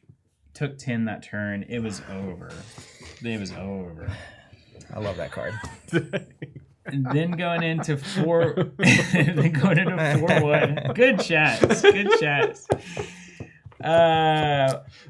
Savage, man. 4-1 going in, and I lose to it's a fake name. Isdell is bad. Is booed. It's an IS something. Great guy, whose name is real also, and I cannot remember it. I think he's with Duo's group. Is Mark the Lesser? Or is Mark? Is Mark. Yeah, it was Ismark. So playing Ismark. His name is notably Chris. Okay, Chris. Yeah, great. Chris. I made a joke about that at the very beginning of the weekend. I was like, so you're Mark, who is actually Chris. Yeah, not Chris. Mark. Okay, Chris. Okay, Yeah. it's Chris. I played him early on and played a wolf, and he lost his mind. Yeah, Chris is great. Yeah, and then he beat me. Yeah, Chris is great. Okay, so against Chris, he's playing Fire Druid. Chris's game was heartbreaking, Zach, actually. That's the one that stuck with me after all of this. I still think about it at night sometimes. Every night. That was actually, he was my first loss at the tournament, and it was the first time I didn't have air threshold in my deck. You're like, uh-oh. And then I drew 2 sites and didn't get air. Mm. And then immediately learned that's why I need one more day of testing it. Immediately learned the lesson where if I had just forget about air and the air cards in my hand, we're going all wolves all day, I almost still won the game. Yeah. Anyways, all right, back to your tragic Chris story. Yeah, Chris, so this was the one that stuck with me where it's like you can really be bad at card games. Like you can just make the wrong decision and so fundamentally wrong. Even after 25 years. And it's almost like you know that you're doing it because it's taking too long and then you decide just to do something. But as you're doing it, something in your body is saying like, stop. But you're like, I just got to do it because we got to get through this turn. So Druid, first, second, third turn, plays Morgana. Uh-oh. Like you do. I'm in danger. So, my whole plan against Druid is run them out of cards. I'm Sorcerer, trade them up. That's 3 extra cards. Morgana's a problem. Then, next turn, he plays Plague of Frogs. Uh-oh. And then, turn after that, after the Plague of Frogs, here's what happens. Here, Jonathan, can you put the thing on the... Yep. Put it on the overhead here. So, we've got it laid out kind of like this. These are my sites. You got videoception going on with your phone right now. Thanks. These are his sites, kind of like this. And then I think we kind of were in this. I think he had played here. I think it was like this. It was this kind of a thing. These are my sites. And then these are Chris's sites. It was something like this. Morgana's here, or here, one of them. Still stealthed? Oh yeah, still stealth, but this is kind of early. And I end up playing a silence.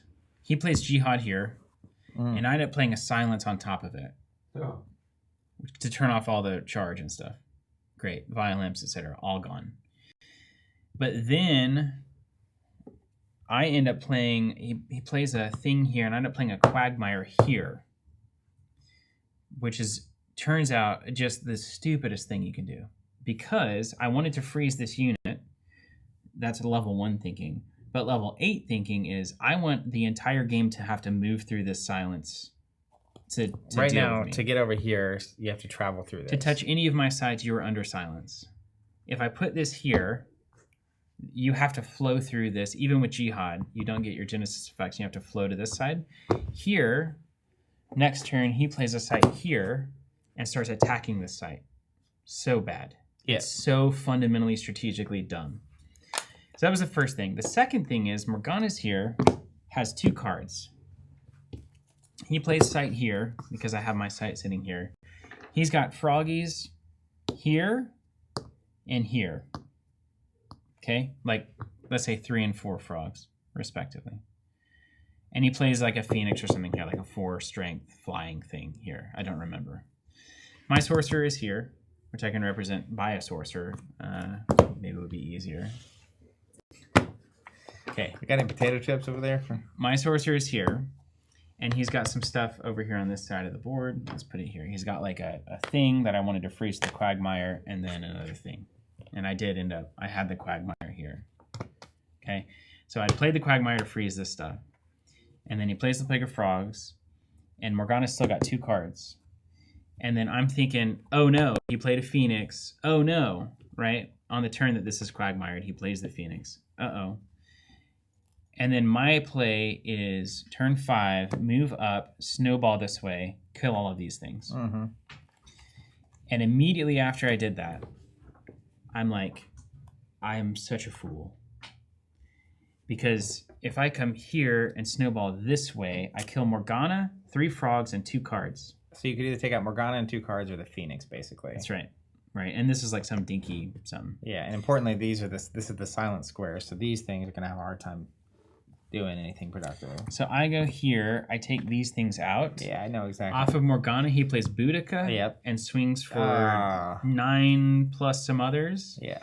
Well, now he also has a Boudica. Yeah. Which you have wasted your snowball on not removing. And then he like charges and does, and it's just like, oh game man, over. This lost me the game, and that play lost me the game. Yeah, two in a row. Brain dead stuff, and that stuck with me. I will never forget that. Yeah, Boudica is notably red. Oof. Just does all the things you want it to do. You just got to think. Yeah. But okay. This experience, right? I mean, I think that is the... If we were going to Baltimore this weekend, you start making these little incremental improvements to the deck, and even just your experience and your play, where these last couple of percentage points end up turning a 5-2 into a 6-1 or a 7-0. Yeah, dude. Experience. Or a 4-3 into a 6-1 and into the top 8. And so, like, even this made me feel better, and I'm sure it was the same for Frantic. But Frantic in the top 8 just absolutely boneheaded it. Punts. Yeah.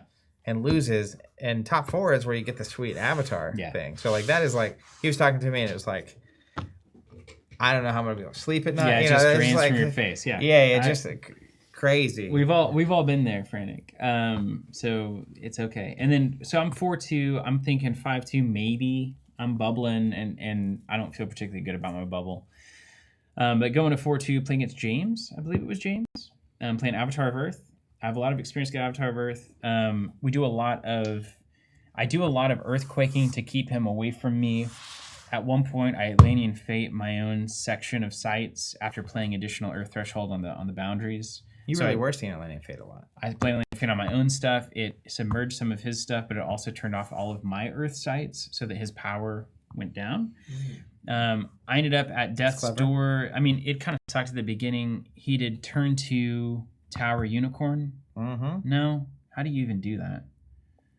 Maybe he wasn't even able to do that. I probably should have looked at that. You can't do that. It's 2 threshold. Anyway, he did it.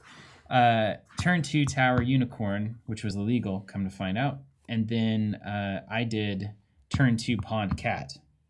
And then he grapple shotted Unicorn into Cat and swung for 4. Not great, that's a problem. But there are worse grapple shots. So I kind of have to crawl back into this one. Honestly, him using the grapple shot on the unit exchange instead of getting Avatar of Earth out. It's probably actually good. Relevant. So I end up at Death's Door, and then I'm running from him. His Avatar of Earth is coming down the lane. Like you do. I'm stacking up units. I end up getting Ruler of Thule, which is pumping all of my back lane units. As he's trying to come get me, I get him to Death's Door. We go to the final stage. I've got units stacked on me and on him. And long story short, if he draws like a duel or anything that would target me directly, he would be able to do something. But he has like Berry, Magic Missiles, and something else in hand. And Magic Missiles has to target, the things on his... So I had so many things stacked on him that the Magic Missiles couldn't come through. Adept Illusionist kept making new Illusionists to get in his way. It was hilarious.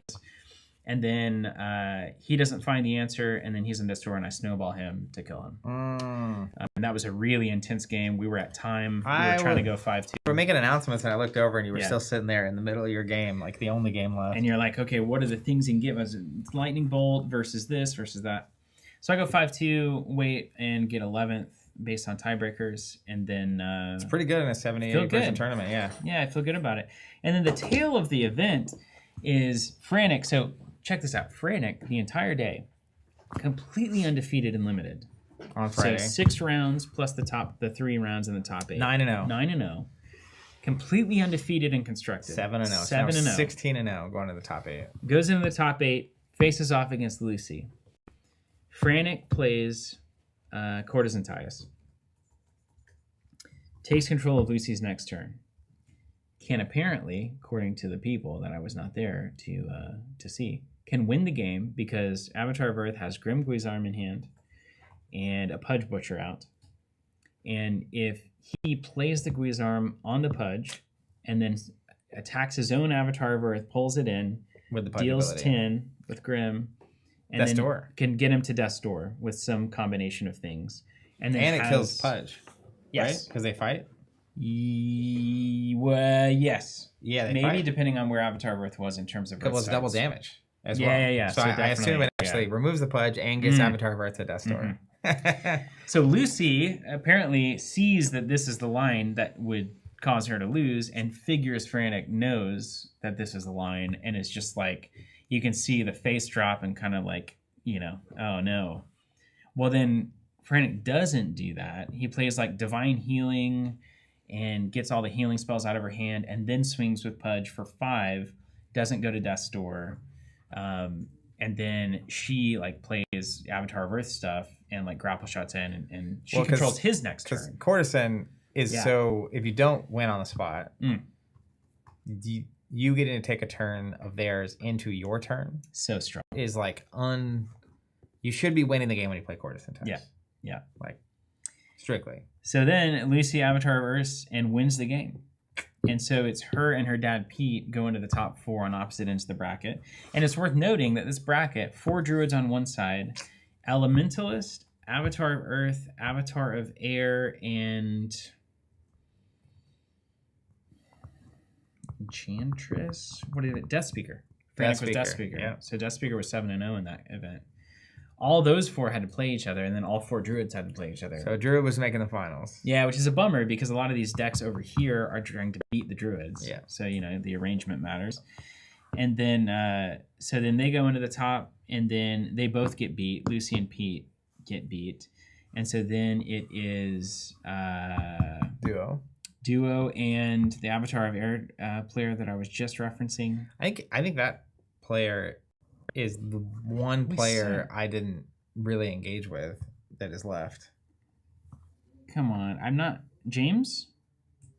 So it's James versus Duo in the top. Avatar of Air versus... Was Duo even on Steam? He was on Druid. I don't think it was Steam. It was a different Druid list.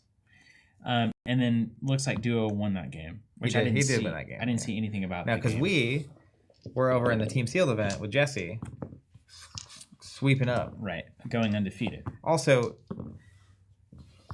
Limited is just definitely my favorite way to play card games. Part 1. Part 2, team events are my favorite kind of events. Team Limited is next level. Opening packs together, working through the decks, having the conversations. How do we actually do this? Do we want to have 2 really good decks and like 1 mediocre deck? in the end, it was like that's not what we did. That was our plan going in. Then you open packs and like It's not even. You get 3 good you, decks. you just start building decks and you're doing a thing. It's super fun. It's limited sorcery, and then you're playing. It's best 2 out of 3 among your teams. It's just very social. I had a blast. Sunday gameplay wise, like that was just super fun. I would do that every day. I would do that. I wish there was a Crossroads that was team. Like I would 100% go to that event. And the cool thing about it too is that it was like, okay, if you don't have any team members, come over here. And then teams were made on the spot too, so it's not like you have to go in. Some teams of 2 were getting a person added to them. One team we played, the one person was like learned how to play this weekend. Yeah, and then it was like, hey, signed up and got put on a team with 2 other people and was having a blast. Playing against 2 guys from Tulsa. Yeah, that was randomly. Cool. That was out of nowhere. Out of literally nowhere. Yeah. Yeah, and I one last shout out I really want to give. On Sunday night, we went to a place called was it 93 Till? Yes. Or Till 93. 93 Till, based on the song 93 Till. Infinity. Yeah. And like our it was just we sat on the patio. The way it's positioned, it's like in the later afternoon, I guess, into evening. It's in the shade. String lights. They have vinyls on the whole time. I'm looking inside as we're sitting outside, and you can see them like switching out the vinyl, hear the scratching the records and stuff. Beautiful drinks. And just a lovely place, lovely staff. Can we talk about our special company? Sure. We were there with Liz Danforth. The one and only Liz and Jesse. Incredible. And then eventually Drew. So fun. And Liz is talk to her. So, yeah, Pat was great. Yeah, I love Liz. What an honor that was. I got to talk to Liz last year at Sorcery CON because we did the interview talking about the Lancelot promo and art and all that kind of stuff. And then just so it's amazing. I think talking to anyone that has been an artist for as long as Liz has been an artist would be cool. But she was in the industry, as it were, before the industry that I know even existed. Like, she was doing art and tabletop for role-playing games back in the 70s and 80s and writing for video games. Yeah, and so, like, to have someone with so much experience and, like, just was there for so many different things. Like, all these fascinating stories are coming out. And then even just hearing her describe the process on some of her art and stuff. Yeah, if you're ever at an event, she's there. Definitely stop by her booth. If she has so many, every piece of art is just layered with story upon story, and is a phenomenal person. And of course, Jesse, he's okay. He's average. And then maybe Drew lightly above average. Yeah, I don't know. It depends on the day that you catch him. No, it was really amazing. Just had so many. So for me, we've been doing this for a long time, but finding really cool places to eat or drink on these events, on these trips, and then sharing those experiences with other people before tournaments and after tournaments is like a huge piece of what is most enjoyable about this to me. Like Saturday night, we went out with us and the rest of the people that were there from our team. And it was just really like talking about the people they met and the games and all the stuff we just talked about, but you know, with other people and right after it happens. And so if you're considering going to one of these events, I highly recommend it. And if you can take someone with you, all the better. Couldn't recommend the Team Sealed on Sundays highly enough. And there's artists there, and there's tons of events. It's just a good time. And this community, like, it is just different. Like Nick, one of the guys that works here, he played, and he wasn't planning on playing it constructed, but he did. His deck was literally just try to trigger the pigs as much as possible and put weapons on them. Yep, squeakers and weapons. He went in like the helmet and the spear on the squeakers. And at one point he was playing and I was watching. It was a for fun game with his opponent. So they got done with their game fast and they decided to play again. But he was about to trigger one of the pigs, and I just kind of said somewhat quietly, but I was behind him. I was like, "Oh, it's about to be squeak 30," and like it's just you could tell they were both just having a lot of fun. He got his first win too. Yeah. Anyways, it was a great weekend. How do you feel about? So when this got announced, it was a bit peculiar to me because early on, Eric Skrios' approach was, "We're going to make a phenomenal game. We're going to release a set once a year. It's going to be all hand painted art. What happens after that is up to the players." And they did that, and then there were community events happening, different tournament series happening, etc. And then they announced, hey, we're going to be doing these cornerstones at local levels and these crossroads at like Gen Con and then also SCG CON, and they announced this partnership. And so when they announced that, it was a little peculiar just given like, doesn't feel like a tournament game. This isn't what you said was going to happen from the start. So we'll see how it goes. But having now experienced it, any takes or thoughts from you on the whole event series and how it's going and how you think it's going to affect the game? Sure. I think Sorcery in particular suffers from the imprecise language around casual and competitive. It is still a very casual experience, but it is in the spirit of competition nonetheless. And there's a lot of games that have done that. I mean, I think even L5R, having never played it, but those were the kinds of, I mean, it's the social element of it. It's the game tells such a story. It's so evocative, and there's so much big kind of shifts and moments that it's not going to appeal to the person who wants to control absolutely everything that's going on with their deck. And I think people who have that tendency also have the same tendency to be like a little more cutthroat, a little more intense. They want to win. They want no randomness at all, and they want it to be a set match where they have just outskilled you. And I think games like Flesh and Blood give people an outlet to do that, right? Flesh and Blood is an extremely analytical game. Games like Magic give you a chance to do that. Now, vintage Magic is kind of different, and that's why people get attracted to it. But, you know, when you're just looking at, I want to do this thing, here's this thing, and then I control all of the outcomes, and boom. I think the game is designed in such a way that you can't do that, at least not yet. And so you have to roll with the punches and the story as they come, and it forces a different attitude in a game. Like, I wasn't mad that the Morgana, Boudica, Plague of Frogs are all one of ones that lined up at the perfect time. It was just like, I still could have played into it better. I could have done a better job fighting it.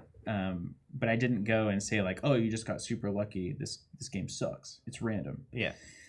And I think you're full of a room of people that feel the same way. Like, we're all attracted to the art. We're attracted to the stories. And it worked. I mean, I think there is something to say for some amount of publisher-led or at least endorsed organized play that gives security to all of the player base, that if they go to one of these things, there's going to be a consistent standard. There's going to be staff there that know the rules and can enforce them, that the kind of the battleground is going to be known, and there's going to be this amount of tickets and these things. And there is a benefit to that over the Wild West of whatever community run event I go to. They might be banning different things. They might be playing with different rules, etc. That also is cool. But I don't think that we've lost a lot from this side of the equation by having the ability to travel to these more organized events. And I think that we've gained a lot by having this aspect here as well. That is, it has not made the game sweaty and crazy. Yeah. I'll say that. Well, I think for a game that has a once a year release schedule, having kind of tentpole moments throughout the year, which is hard to do when you're a community-based entity. Like, FFG used to do that. You said this a few times on the weekend, but it kind of feels like the FFG days used to feel in the 2010s, where, you know, I would go to these tournaments and long tournament, lots of games, and then your prize that you get is like a playmat that you can't get in some other way. Same here, where it's like I didn't even really know what the prizes were outside the avatars at top 4, and that was a pipe dream, so it wasn't even like I was there for that.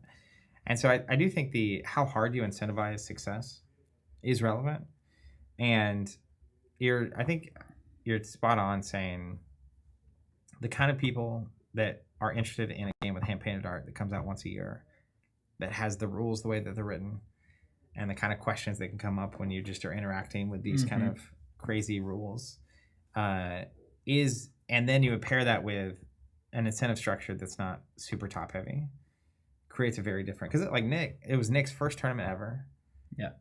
And he had a blast. And the beauty of Swiss is you eventually end up playing as people with the same record as you. Yeah, and he went like, what, 1-6? I think he went 2. I think he won 2. 2-6, 2-5. Nice. But by like round 3 or 4, he was just I would walk over and it's like he's got his pigs deck, and you know he's playing against someone else who's probably on a similar lane. Even like I was on the wolf deck, and it was certainly, every time I played it, again, the reaction was so wholesome.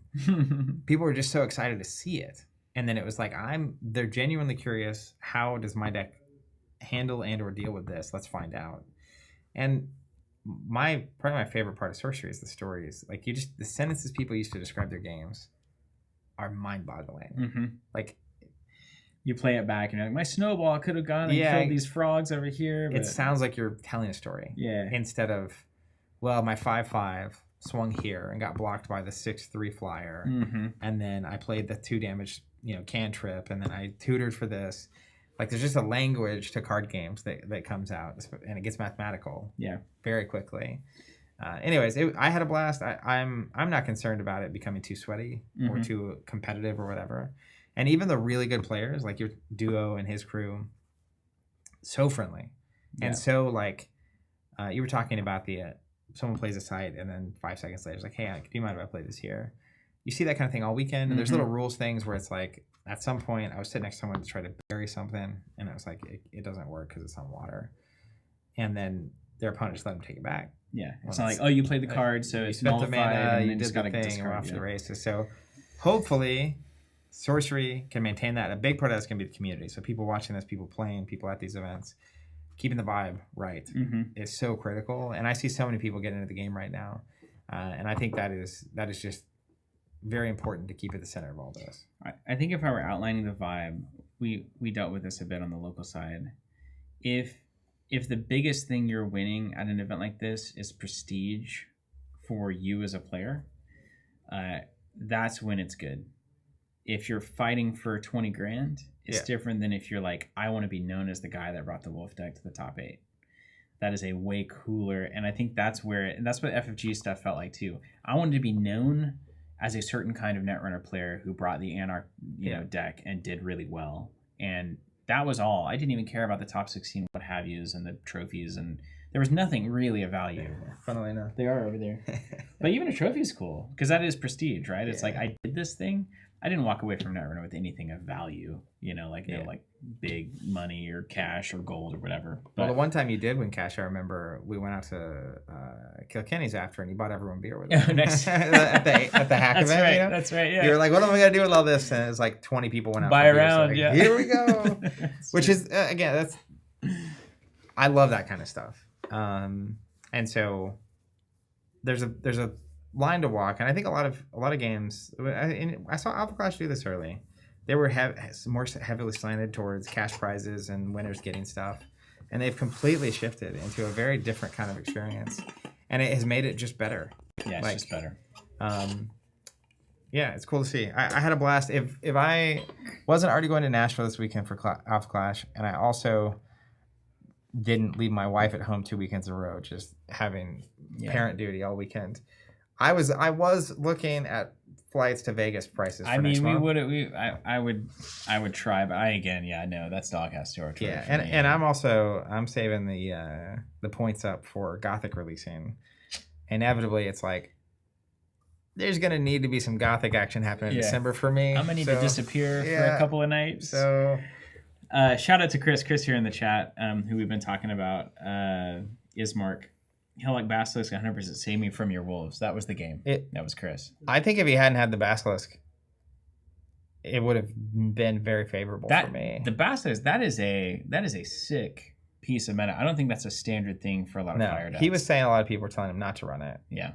And then we were playing, and it was like his ability to just shut down 2 sites of wolves, and when they're disabled, they lose the text. Yeah. So now they're like really easy to pick off, especially for fire. It's like, now I'll play my desert, and sick.